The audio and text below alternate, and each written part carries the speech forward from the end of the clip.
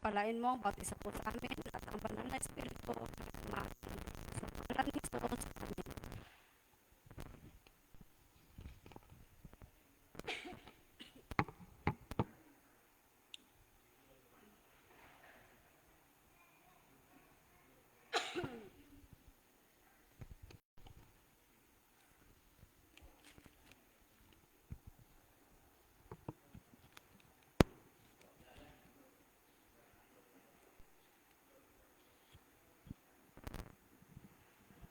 Hello. Hello? Ayun. Hello. Hello.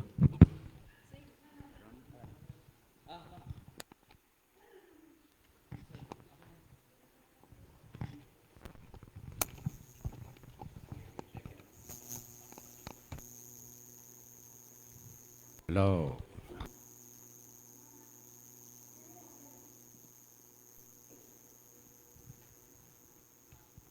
Para po sa ating unang awitin po natin ang A Shelter in the Time of Storm.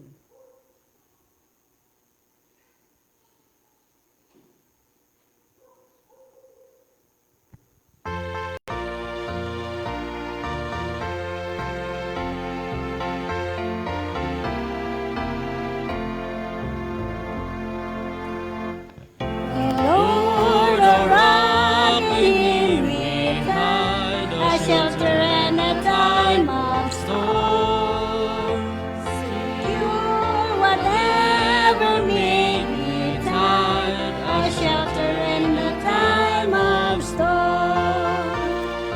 Up in a weary land, falling shade on a burning sand, faithful God, for the pilgrim man, a shelter in the time of storm.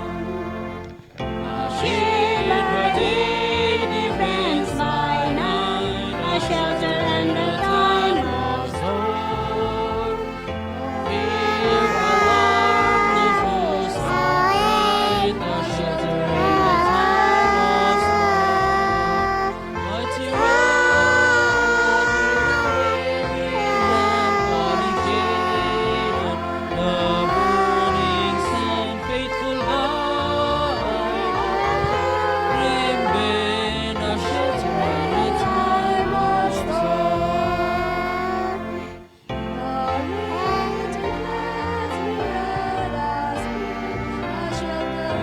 Time of storm, we find in God a safe retreat, a shelter in the time of storm. In the weary land, falling shade on the burning sand, faithful guide, weary land, a shelter in the time of storm. O rock divine, O refuge deep, a shelter in the time of storm.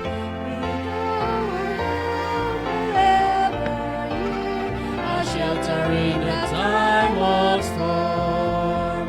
Let the rock in the weary land, calling shade on the burning sand, faithful guide for the pilgrim man, a shelter in the time of storm.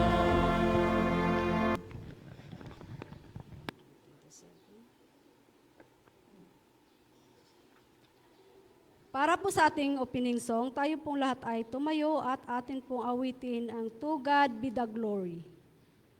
Is the hymnal 227.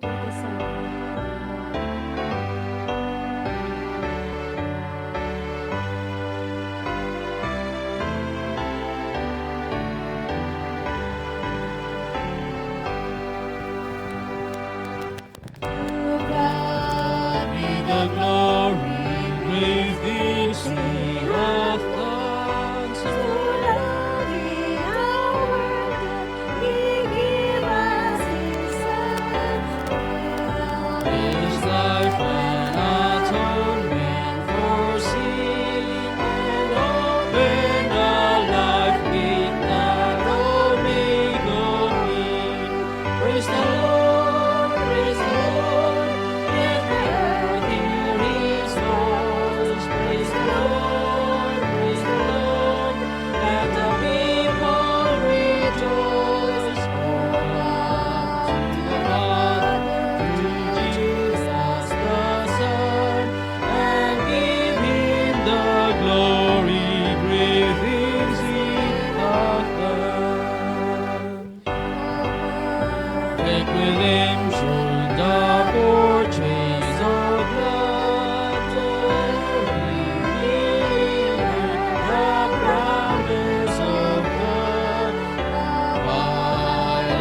offender who truly believes the moment from Jesus, our poor Lord receives. Praise the Lord, praise the Lord, let the earth hear His voice. Praise the Lord, praise the Lord, let the people rejoice. Oh, come to the Father through Jesus the Son, and give Him the glory, things He hath done.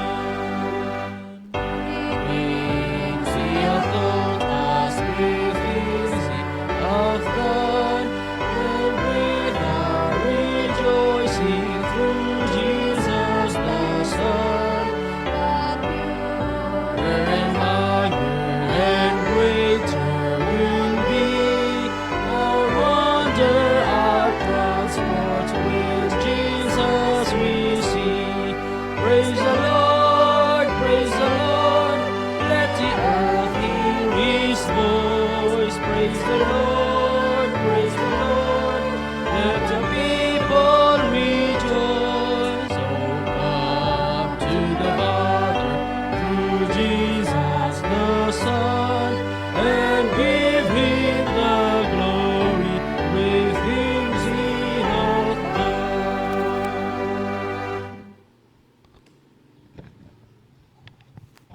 Maniglog ta mga kapatid sa panalangin.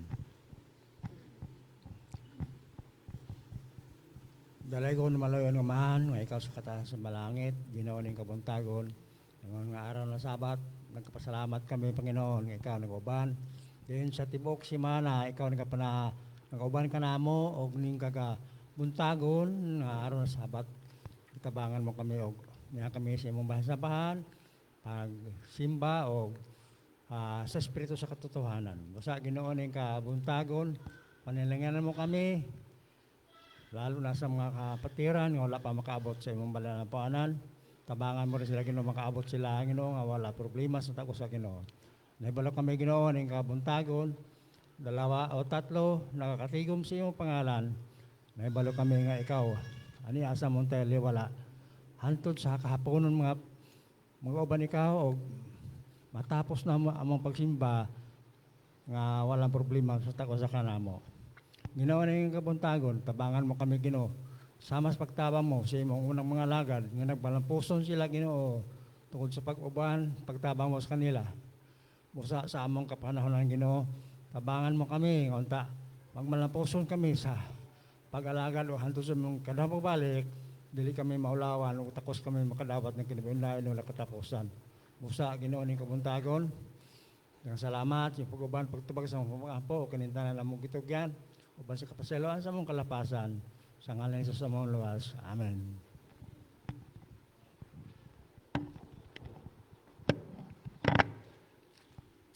Sa muli, magandang umaga at happy Sabat po sa ating lahat, mga kapatid.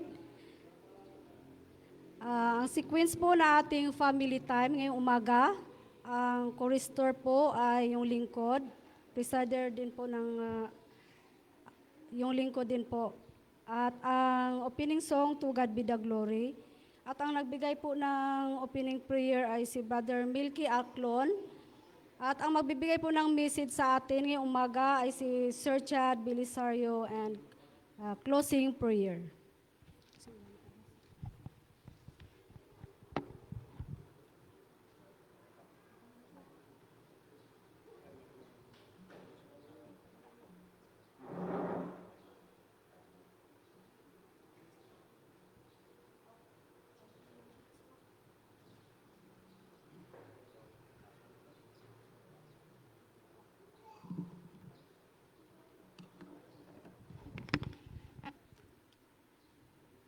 Panahon ito mga kapatid ng family time. Nandito yung ating family. Magkakasama ba tayo sa upuan ng ating kapamilya? Ganon. Lalo na yung may mga bata na maliliit. Okay.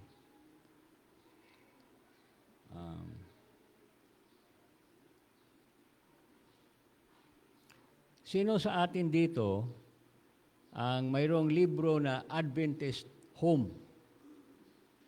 Sino ang mayroong libro na Adventist home? Ha? Adventist home. Oh. Diyan sa libro na yan, binigyan tayo ni Mrs. White ng napaka-importanting mga bagay tungkol sa family. Brother John, mayroon ba tayong Adventist home diyan sa ating bookstore? Ha? Hindi. Bakit wala? Ha? Hindi na tayo naniniwala diyan siguro, ano? Ha? May? Palitan mo yung libro ni Mrs. White? Oo, kasi hindi na tayo gaanong naniniwala sa Spirit of Prophecy. Marami tayong mga revisions, no? So, I would advise that every home, if possible, should have that book, Adventist Home. Yun ang ating guide, maliban lang sa Bible. Ang isang nakikita natin ngayon sa ating lipunan, Adventist o hindi Adventist, yung disiplina. Ang disiplina hindi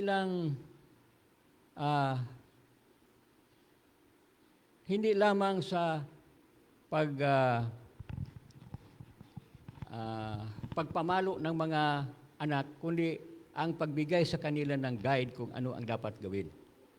So, ang may responsibilidad diyan ay ang mga magulang. Okay? Dapat ang magulang alam niya sa ilalim ng prinsipyo na binigay ng Panginoon na makita mo sa Biblia at saka dyan sa Spirit of Prophecy, particularly sa Adventist home, para mag-guide siya ng husto. Pero ang parents na gusto lang siyang mamalo kung magkamali ang kanyang mga anak, pero wala din siyang tamang guidance sa kanyang mga anak kung paano mamuhay ng tapat sa Panginoon, may problemang malaki sa simbahan, sa tahanan. Ngayon, ang Adventist na mayroong ganong sabog-sabog ang pagdisiplina sa mga anak, dala din yan dito sa simbahan. Dala din yan dito.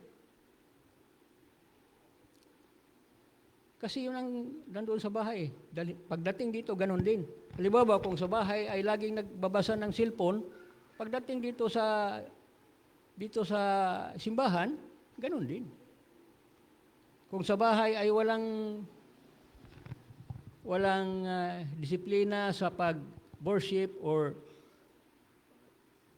ganon din dito sa simbahan. Mga bata, kahit na malalaki na, yung may mga isip na, sige lang, labas-pasok, parang walang respeto sa simbahan natin.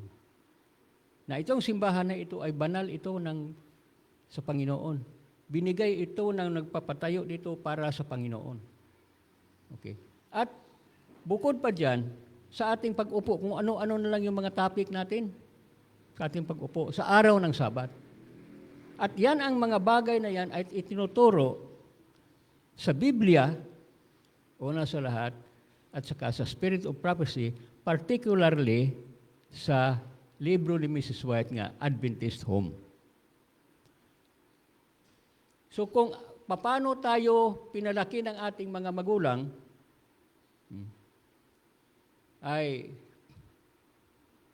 nangangailangan ng milagro para kung hindi maganda ang pagpalaki sa atin, nangangailangan ng milagro na tayo ay maging maayos ang ating buhay kahit na kung paglaki natin.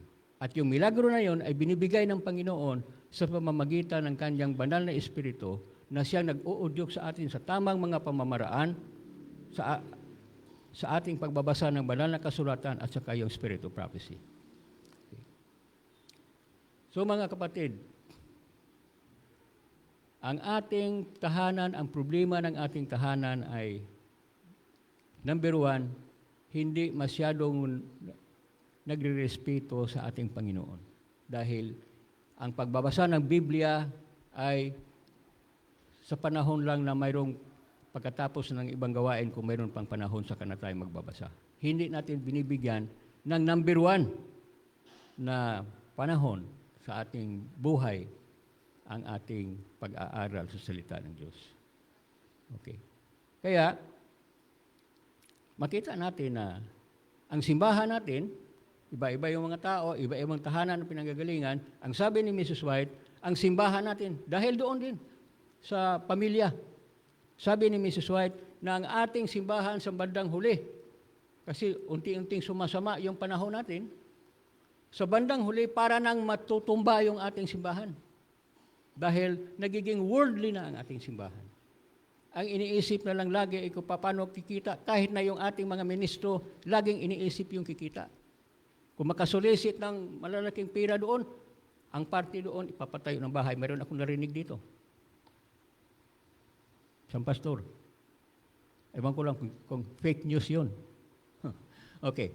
So mga kapatid, ang ating mga anak, bagay kami dito, si Romy, ay mga matanda na kami, wala na kaming anak na nasa aming under our discipline, no? Kasi pagka malaki na magpatid, hindi mo na ba disiplina yung anak mo? Ha? Hindi mo na madala. Kung ano yung inaano mo sa kanya, yun na yun. Diretso na yun. Maliban lang kung may milagro nga mangyari. Ang milagro na yun ay magagawa din sa pamamagitan ng tulong ng Panginoon. Saka sa ating pakikipagrelasyon sa ating Panginoon, communication, na ating mamahalin ang ating Panginoon. Kaya sabi ng Panginoon, kung mahal ninyo ako, tuparin niyo yung utos. Anong utos na tungkol sa parents at tungkol sa family? Mga anak,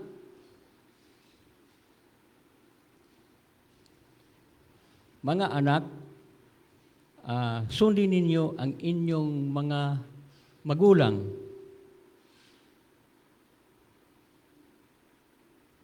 alang-alang sa Panginoon o sa Panginoon. Sundin ninyo. O. Ngayon, kung ang magulang ay hindi naman tama yung kanyang pagdisiplina, hindi siya nagbigay ng tamang example sa kanyang mga anak, ang anak, mayroon siyang rason na hindi sundin ang kanyang magulang. Kaya kung ganon, hindi na maging maganda yung relasyon sa anak. Dahil dito, mayroon akong personal na experience. 8 kami mga kapatid na magkakapatid. No?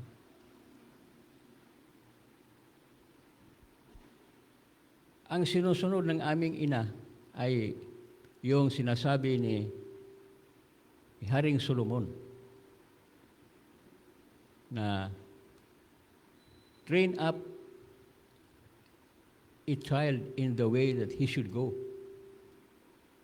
Tapos mayroon pang sinabi si Haring Solomon, kung itago mo ang inyong latigo sa panahon na kailangan, itago mo pa rin ang iyong latigo, ang mga anak mo ma-spoiled yan.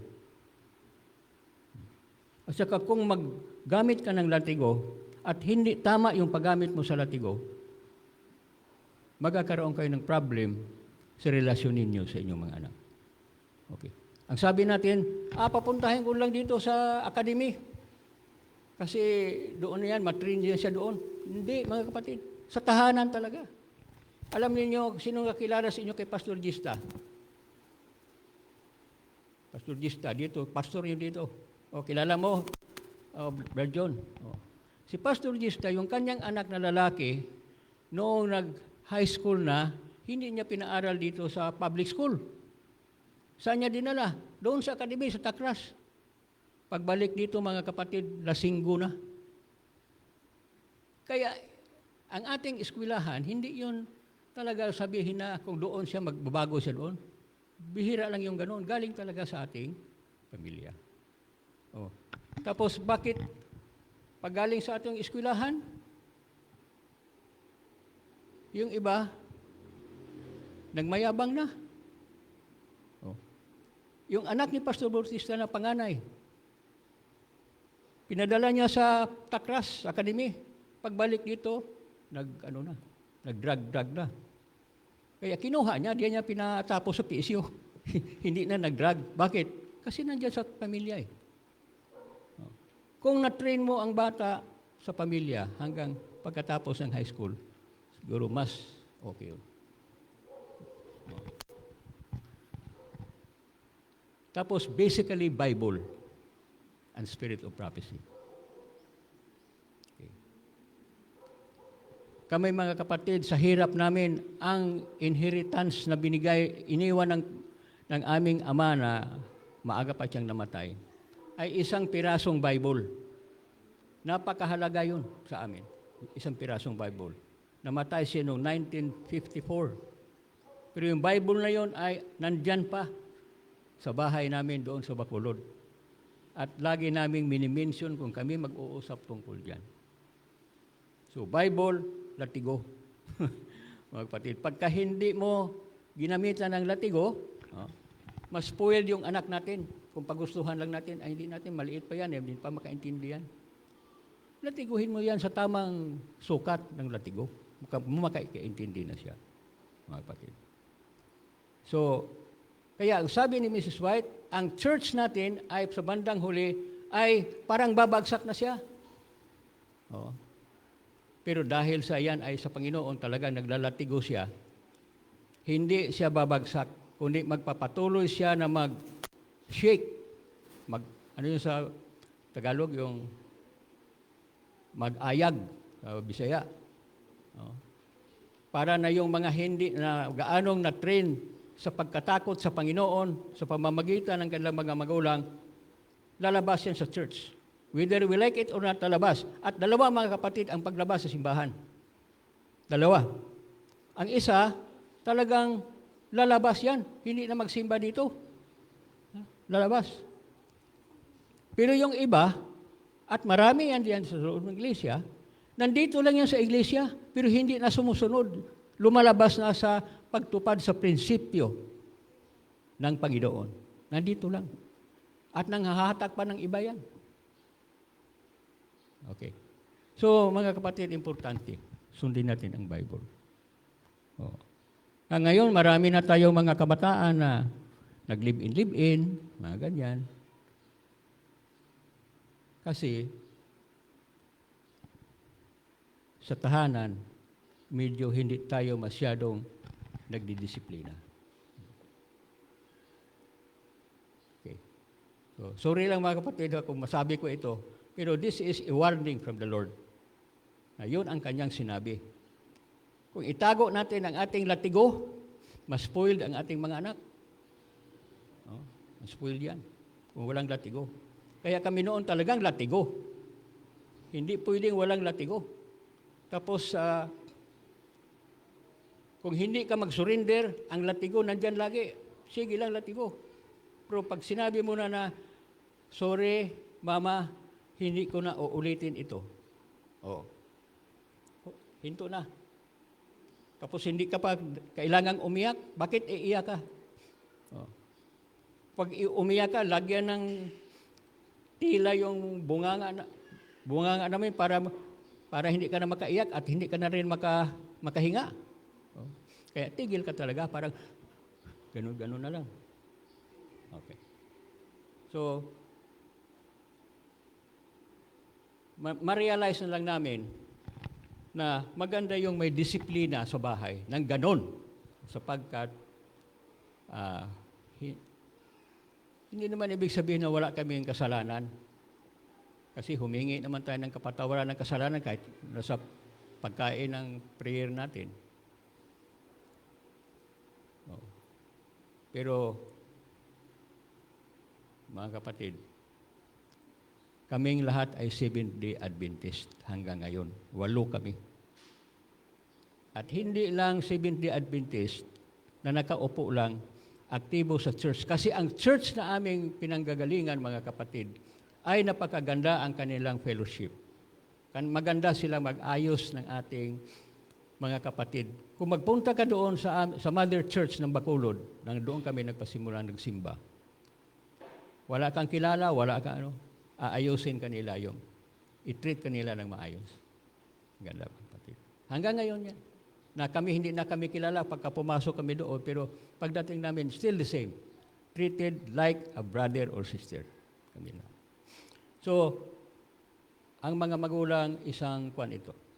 Isang hamon sa ating mga magulang. Isang hamon sa ating church. Kasi mga kapatid, later on, maraming lalabas dito sa church. Dahil doon sa walang guidance masyado sa mga parents. Ngayon, kung ang isang anak ay hindi na-guide ng husto, pag mag-asawa siya, ganun din. Makukuha niya yung, ma-inherit niya yung experience niya sa tahanan.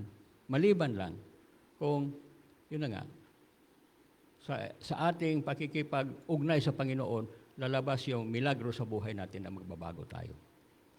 Kaya, hinahamon ko kayo, lalo na yung may mga anak na maliliit pa, kailangan ating idisiplina. Kasi tayo, dinidisiplina din tayo ng Panginoon, di ba? Minsan, wala tayong bigas. Part of discipline yan. Kung minsan, minura tayo ng ating mga kaibigan na wala man tayong kasalanan, that's part of God's discipline. Ginawa ni Satanas yun, pero ginamit ng Panginoon para na maging maayos ang buhay natin. May examination tayo, di ba? So, kaya, marami pa tayong dapat pag-usapan tungkol sa ating family. Napakarami. At napaka-detalye dapat ang ating pag-uusap dito. Pero ang akin lang ipaabot ngayon dito is discipline. Katulad ng pagdisiplina ng Panginoon sa kanyang bayan, ang ating mga anak, sa pattern na ginawa ng Panginoon, atin ring gawa ng disiplina ayon sa kanyang banal na kalooban.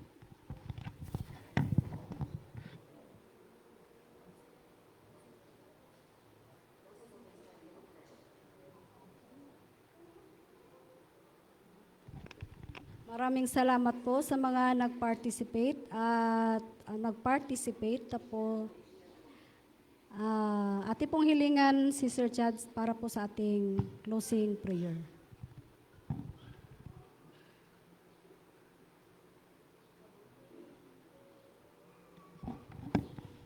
Tayo mga kapatid ay tumayo para sa ating prayer.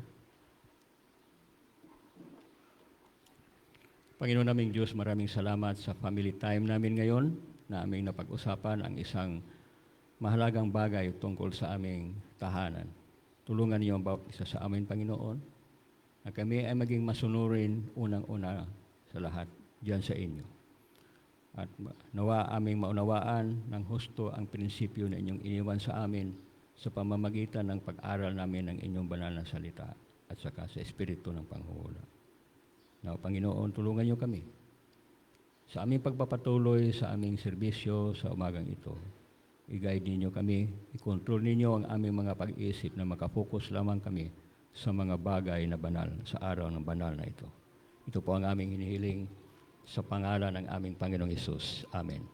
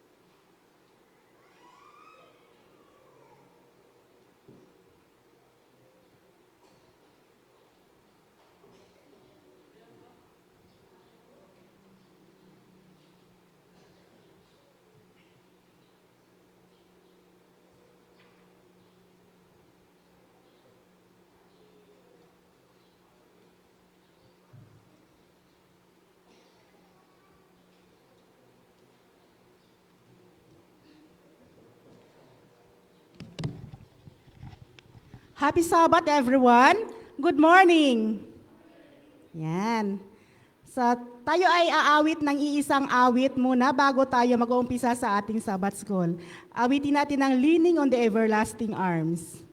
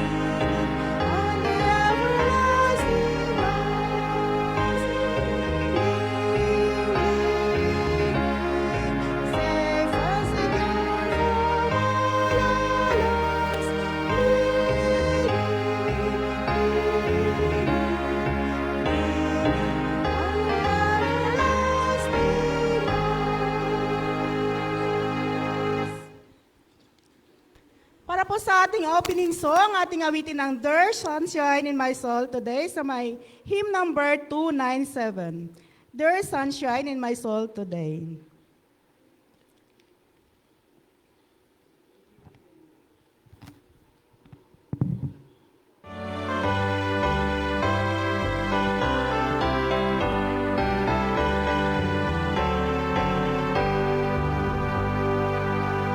There's sunshine in my soul today. Tayo po natin tumayo mga kapatid.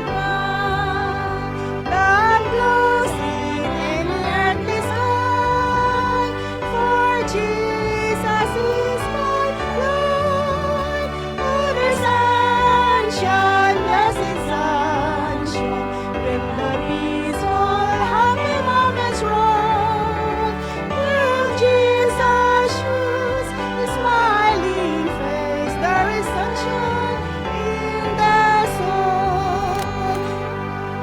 There's music in my soul today, a carol to my King, and Jesus listening and hear the songs I cannot sing. Oh, there's sunshine, blessed sunshine, when the peaceful, happy moments roll. Jesus shows smiling face, there is sunshine in the soul. There is springtime in my soul today, for when the Lord is near, the love of peace is in my heart, the flowers of grace appear. Oh, there's sunshine, blessed sunshine, when the peaceful,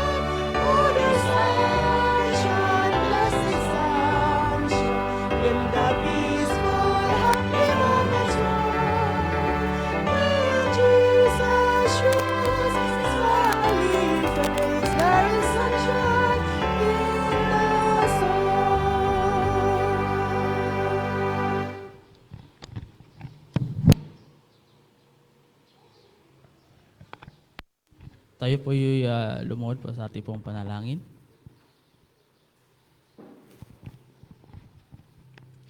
Dakilang Diyos na mabagin sa lahat, Panginoon, na pinupuri sinasamba ka po namin sa araw na ito. Maraming salamat po, Panginoon, sa pagkakataon na kami po ay naririto muli sa inyo pong bahay-sambahan upang purihin at sambahin kayo, Panginoon. Ngayon po sa umagang ito, inyo nawa kami pangunahan sa aming pong pagsamba sa umagang ito. Inyo nawa kaming bigyan ng kaalaman, pag-uunawa sa aming pong pagsasamba. Kaya din po, Panginoon, dinadalangin po namin ang aming mga kapatiran na hindi pa po nakakadalo. Inyo nawa silang pagkaingatan at ilayso ng mga kapamakan disgrasya at makarating po sila dito sa inyo pong bahay ng sambahan. Panginoon, pagpalain niyo po ang bawat isa sa amin. Bigyan niyo po kami ng focus na sa iyo lamang kami nakatuon, Panginoon. Tawarin niyo nawa kami kung saan kami nagkutagasala sa isip, sa salita, sa gawa. Itong amin samot dalangin sa pangalan ni Jesus, aming tagapagligtas. Amen.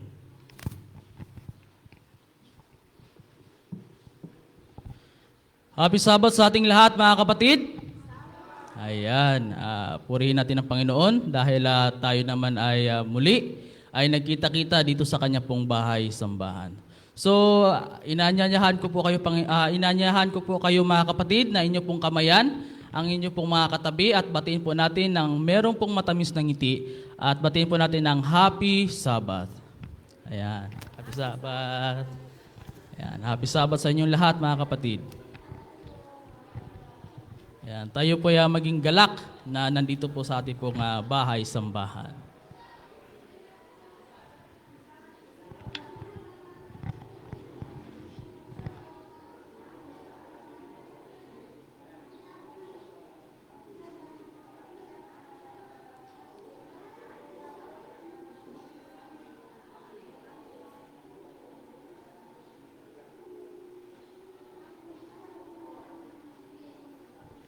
Ayan, So, napakasarap tignan na tayo ay masaya at nagagalak para sa ating pong Panginoon.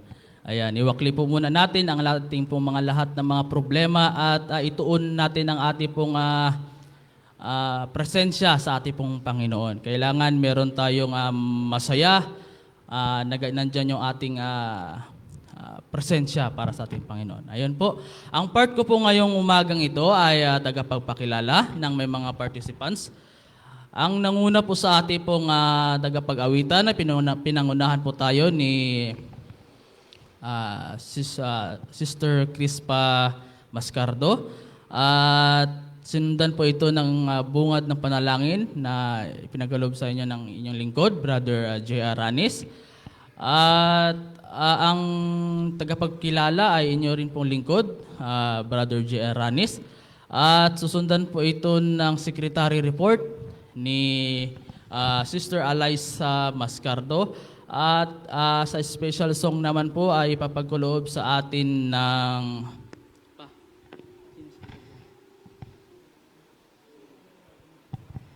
ayan, so ang special song po natin ay wala pa. So mag-aasayan pa lang po mamaya.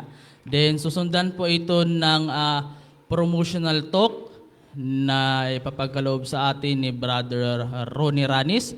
At susundan din po ito ulit ng care group lesson study. At closing song, closing prayer. So, yan lang po yung ating pong pagkakasunod-sunod. May nakaligtaan pa pala akong mga kapatid, Mission Spotlight. No? Mission Spotlight pa pala ni Sister Queenie Rani. So bago po yun promotional talk. Ayan po. Maraming salamat sa inyong lahat mga kapatid at sa muli, Happy Sabbath. So isunod na po natin ang secretary report ni Alyssa Mascardo.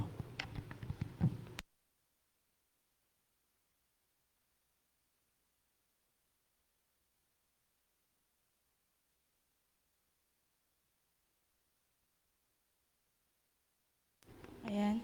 Akin pong babanggitin ang program po noong April 5. So, pinangunahan po tayo ng chorister ni Sister Queenie Ranes, and then opening prayer po ni Brother Mark Salazar, and then presider po ni Brother J.R. Ranes, and then special song ni Sister Anita Aclon, and then mission spotlight ni Brother Alvin Mascardo, and promotional talk ni Brother Jimmy Salazar. And then, ang lesson review po ay by care group. At ito naman po ang attendance and offerings po ng by care group. Ang care group 1 ay mayroong present na 8. Meron silang day visitor na 2. Ang total ay 10. And then ang offering po ay 136, ang overgoal ay 36. Sa care group 2 naman po, ang present ay 4, ang day visitor naman po ay 5, and then ang total ay 9, at ang offering po ay 170, ang overgoal ay 70. Sa care group 3 naman po, ang present ay 6, ang total ay 6, and then ang offering po ay 204, ang overgoal ay 104. Sa care group 4 naman po, which is ang mga kabataan na, merong present na 8, and then ang offering po ay 37. So, yun lamang po.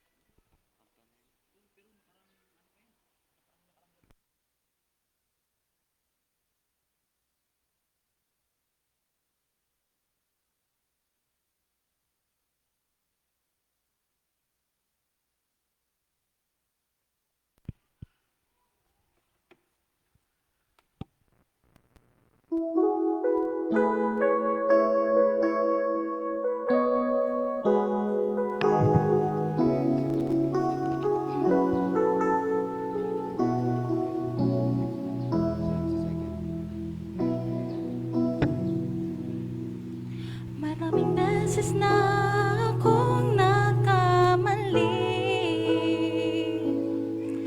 naghangad ng mga bagay at napalayo sa'yo. Ngunit pag-ibig mo sa'kin nananatili, di ka man lang nagsasawa at di nagbabago. Binuksan muli ang puso at aking nakita ang pag-ibig mo'y napakahiwaga. Kaya narito ako ngayon, bumabalik sa'yo. Palibog ang anak na pilit na nagbabago. Bawat segundo, minuto, oras at araw, ikaw ang nais makasama upang di na malikaw. Ikaw ang tubig na buhay sa kaluluwang nauuhaw. Sa aking puso ang nag-iisang tanglaw.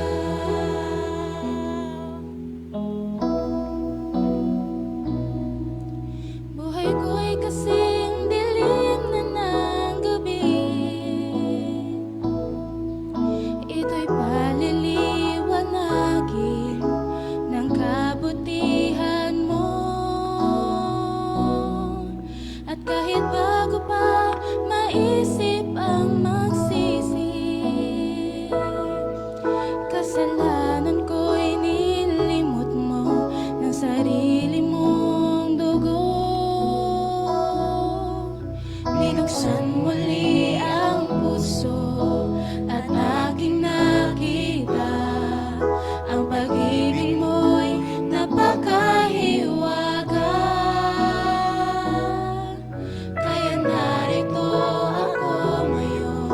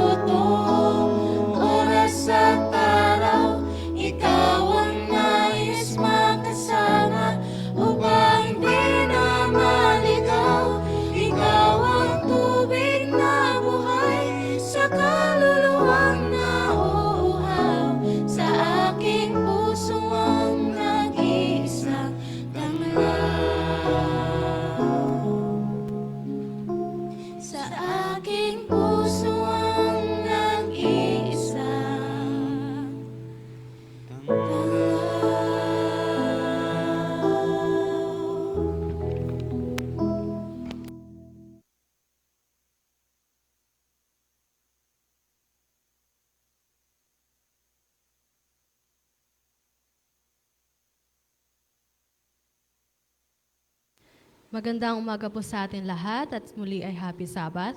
Ang bahagi ko po sa umagang ito ay Mission Spotlight. Ang ating Mission Spotlight po ay pinamagatang Isang Nakakainis na Babae. Ito po ay sa lugar ng Mongolia. Ang pangunahing tauhan po natin sa umagang ito ay si Elberel. Si Elberel po ay isang nag-aaral sa isang Seventh-day Adventist school na paralan sa Tusgal School sa lugar ng Mongolia.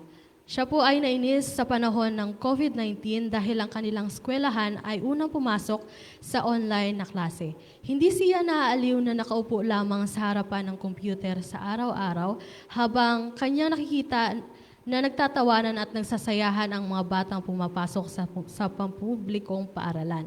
Isang araw ay tinanong niya ang kanyang ina kung maaari ba siyang lumipat sa pampublikong paaralan at ang kanyang mga magulang, ang kanyang tatay at nanay ay hindi pumayag rito.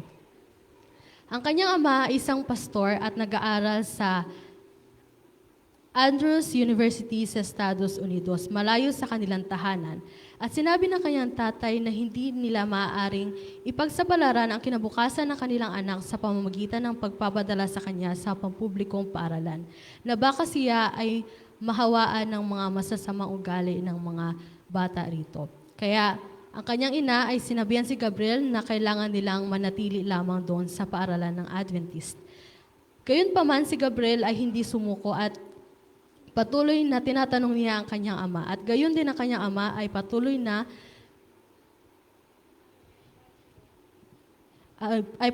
hindi nagpatinag. Nang makita ni Gabriel na walang silbi ang pagpupumilit ay hindi na lamang siya nagsalita. Ngunit pagkatapos na lumipas po ang ilang araw ay lumipat na rin po ang pampublikong paaralan sa mga online na klase. At nakita ni Gabriel na ang ibang mga bata ay ngunit hindi na nakita ni Elberel ang ibang mga bata na nagtatawanan at nagsasaya. Ang pakiramdam ng pangangailangan ng madaliang paglipat ni Elberel sa paaralan ay lumipas na. Nang matapos ang lockdown ay muling nagbukas ang mga lahat ng paaralan ay si Elberel ay muling nag-isip mula tungkol sa pampublikong paaralan. Ang problema ni Elberel ay may isang babae sa kanyang klase na para ba siyang gustong makipagtalo parati sa kanya at siya ay insultuhin ito. Pagkaraan ng 2 buwan, si Elberel ay napuno sa babaeng ito at naisip niya na mas madaling lumipat ng paralan kaysa magtiis sa dalaga. At tinawagan niya ang kanyang ama na nag-aaral sa Andrews University na sinasabi na siya ay patuloy na ininsulto ng babaeng ito at gusto niya lang na lumipat sa pampublikong paaralan. At sinubukan siyang kausapin ng kanyang tatay sa kanyang plano. Ngunit sinabi ng kanyang tatay na hindi siya maaaring lumipat para sa bagay na kasing liit lamang nito. Na maaaring ang mga bata ay maaari lamang siyang laitin doon sa lugar ng pampublikong paaralan. Ngunit si Elberel po ay hindi pa rin sumuko at hanggang siya ay pinayagan na ng kanyang tatay at siya ay hinayaan na lumipat na sa paaralan sa susunod na taon. Sa tag-araw, nagbago ang isip ng kanyang tatay, ngunit nanatiling matatag si Elberel sa kanyang determinasyon na pumasok sa pampublikong paaralan. Nag-aral siya sa paaralan ng Adventist mula noong 2 baitang at sigurong siya magiging isang magandang hamon para sa kanya ang mag-aral sa isang lugar. Nakiusap siya sa kanyang nanay na payagan siyang lumipat at sa wakas ito ay pumayag. Ngunit siya ay binalaan ng kanyang mga magulang na siya ay mag-ingat doon. At huwag na lamang pansinin ang mga bata na mayroong masasamang gawain. Nangako naman si Elberel sa kanyang mga magulang. Ang unang araw ni Elberel sa pampublikong paaralan ay gumulat kay Elberel. Marami ang mga lalaki sa kanyang kaklase ay tila nagbe-vape sa lahat ng oras at panay rin ang pangiinsulto sa isa't isa. Pagkatapos ng klase ay tumatambay sila at umiinom ng alak. Ngunit hindi gusto ni Elberel ang mga ganoong klaseng kaibigan. Bukod dito ay nagkakaroon din si Elberel ng problema sa kanyang tanghalian. Dahil sa Adventist na paaralan, ang mga bata doon ay tumatanggap ng vegetarian na pananghalian sa cafeteria araw-araw. Ngunit sa pampublikong paralan ay walang cafeteria. Kinakailangan ni Elberel na maghanap ng mabibiling pagkain sa kalye. Pagkalipas ng mga araw ay napagtanto ni Elberel na mayroon siyang isang problema. Hindi naging mahirap ang gawain sa klase. Alam niya ang lahat na itinuturo. Ngunit napagtanto ni Elberel na sana siya ay nakinig sa kanyang tatay. Pero nahihiya siyang iminin na nagkamali siya. Nanalangin siya sa Panginoon na kung dapat ba siya ay manatili sa pampublikong paaralan o na paaralan na napapagligiran ng masasamang impluwensya o siya ba ay bumalik sa paaralan ng Adventist na kung saan ay kailangan niya harapin ng isang babae na mayroong galit sa kanya. Kinabukasan ay tinanong ng kanyang nanay si Elberel tungkol sa kanyang klase. Nang marinig ng kanyang nanay na wala siyang natutunan bago, nagtanong siya na kung gusto ba ni Elberel bumalik sa Adventist school.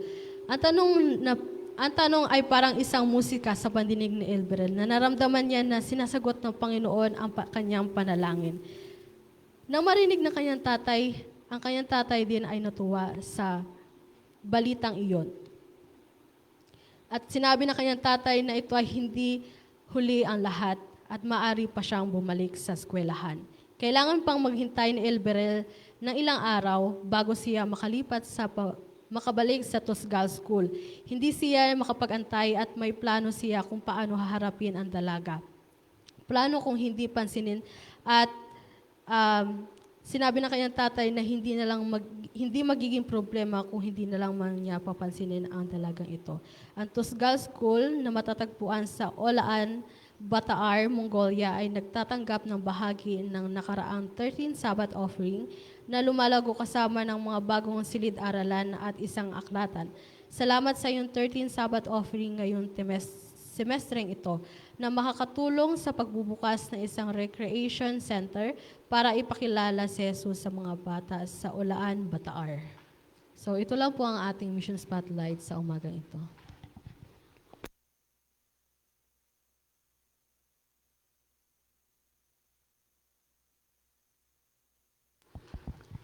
Ayan, sa pagpapatuloy, tayo po ay dadako sa ating promotional talk.